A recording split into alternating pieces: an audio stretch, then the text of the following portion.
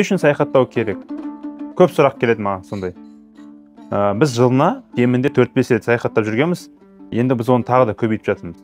Мен осы жылға Құдай қаласа 1 жылда 6 рет саяхаттасам деген ниет бар да. Ол дегеніміз не? Ол біздің насмотрымыз береді.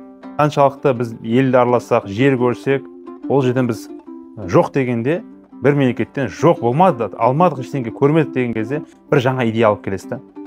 Бір жаңа білім алып келесіз. Білесіз бе, оның бағасы жоқ. Орта алып келесіз. Ол жаңа жерде жаңа адамдармен ортамен араласасыз, танысасыз. Мысалы біз көптеген сообществолармен бірге саяхаттаймыз.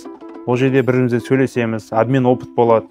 Өзіңізді жақсы ортамен қамтып, жақсы мемлекеттерге, жақсы жерлерге саяхат жасай білу керек та, үйрену керек сонда.